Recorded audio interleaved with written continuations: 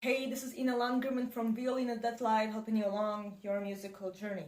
In this video, we're going to go through 4 most common issues causing tension in the left arm and hand for violinists and violists of all levels. And for each one of these common issues, I'm going to give you one action that you can take right away to start exploring a solution for yourself. Of course, I can go much deeper on this topic, but if I do, this video is going to go on forever. So instead, be on the lookout for related videos to this topic, some of which have been already released, and I'll link some of them down in the description below, or those that will be coming up soon. Now be sure to stick around until the end of this video because number 4 from this list is extremely overlooked and taken for granted, including by me.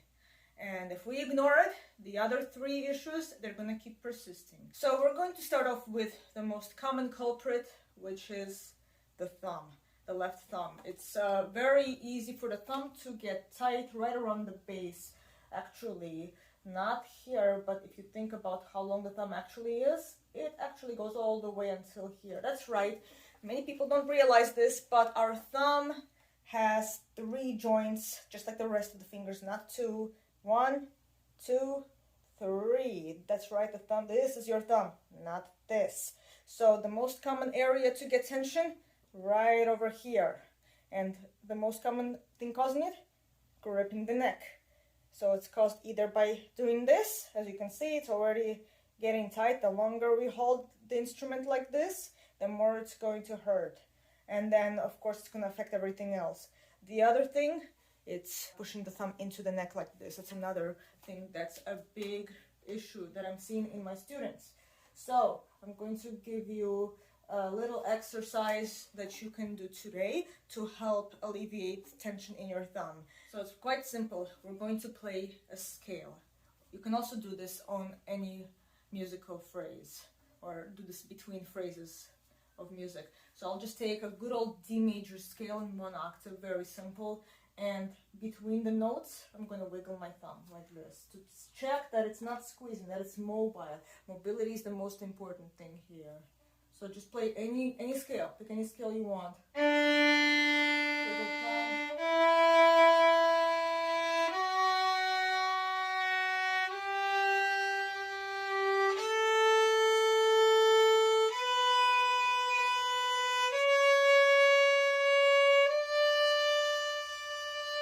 So you can start off, if this is hard for you to do it at this point, what you can do instead is play 1 note at a time and wiggle after the note.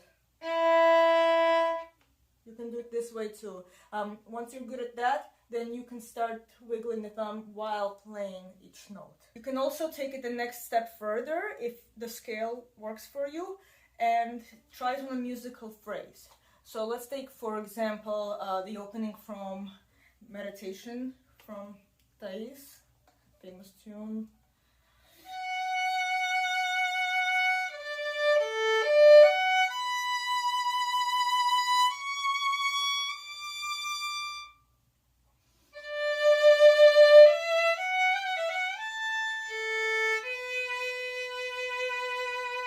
So you see how I was checking at ends of phrases to see if my thumb was still mobile. So that's something you can do to address this. Number 2 on our list is improper weight distribution among the fingers. The 3rd and 4th fingers on the left hand are naturally weaker, and probably because they share a tendon. And the most common problem, especially among beginners, is catering more towards the 1st and 2nd finger when it comes to distributing the weight among the fingers in the left hand frame. A lot of us, when we first start learning violin, we are taught, unfortunately, we are taught like this. Create this palm, and then we learn how to put down our 1st finger. Some of us had tapes on our violin starting out, and then 2nd finger, and then by the time we get to the 3rd finger, it kind of looks like this. And then the pinky, we have to really try hard, and many of us didn't even learn how to play with the pinky until like halfway through our 1st year or something. And that's unfortunate because it automatically created an improper balance. So a good solution to this, to start training the fourth finger especially, just to get the weight distributed more evenly, is by doing this awesome exercise by Simon Fischer.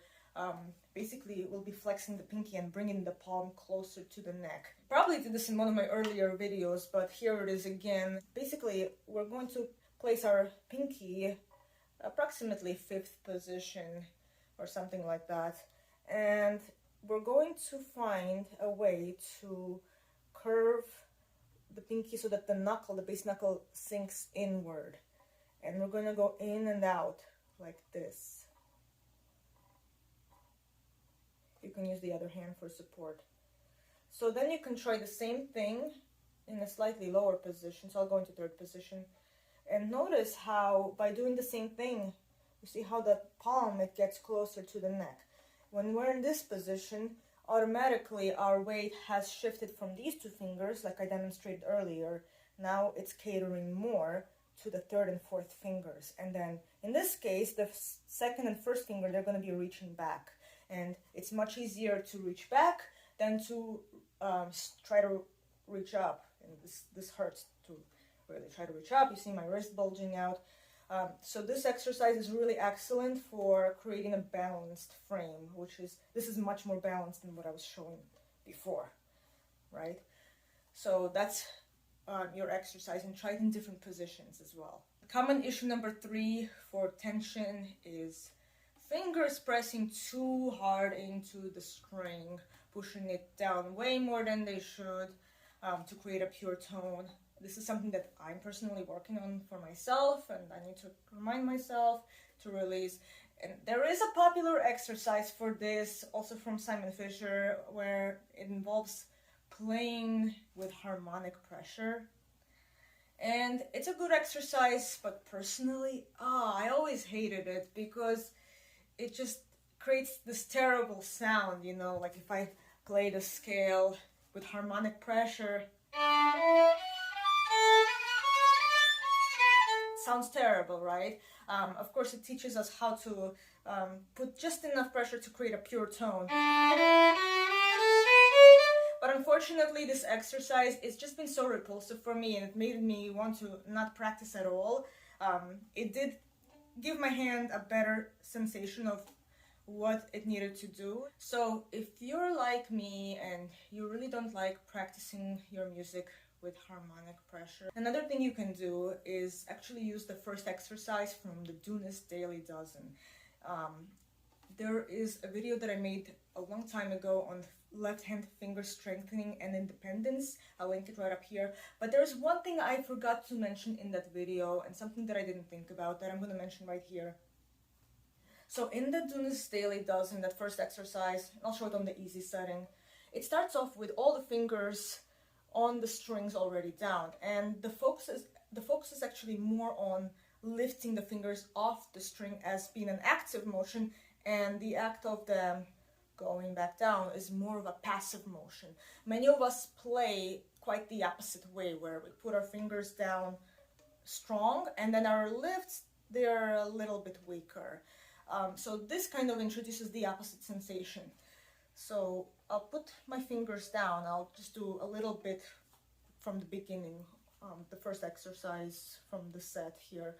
And I'm going to practice lifting off my first finger with energy, but then when it goes back down, it's more of a passive motion.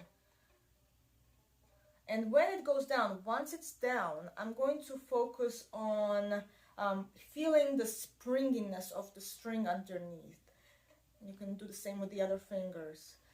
So the fingers that are down, the ones that are not moving, if we can feel the springiness of the string under them, we'll be forced to not press them so deep into the fingerboard. Because if we go jam our fingers all the way down, then we don't feel that anymore. And also, of course, that also creates, going back to number 1, it causes the thumb to tense up as well. It kind of becomes a chain reaction of sorts. So you can practice the same kind of skill in repertoire. So if you pick a piece of music where you get challenged with endurance or your arm gets tired, One for me that's been like that is actually the Gigue from the Bach D minor partita. I'm gonna use that as an example on practicing. So after the intro,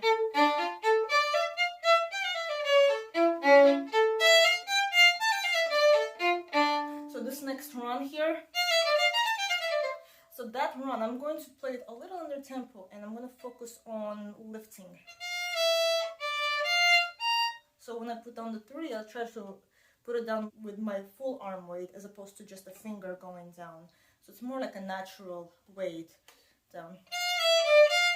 And then lift with more energy.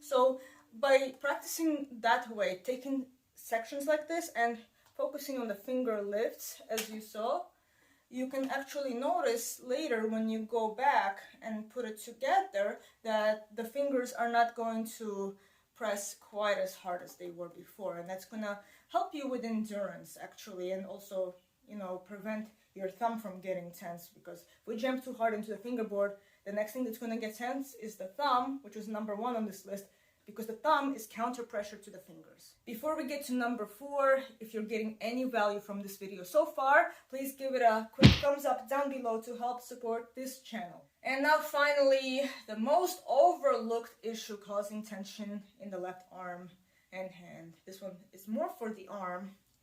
It's not letting your scapula and shoulder blade support enough in holding up the instrument. When we hold up the violin, we need to use the large muscles of our back to move the instrument up and down, left to right. This is actually a common problem I see, especially, and I'm sorry to say this, especially with people who play with a shoulder rest. I'm not against shoulder rests. I used to play with one. I ditched mine when I entered college, and I had to, of course, relearn my left hand technique, but never went back.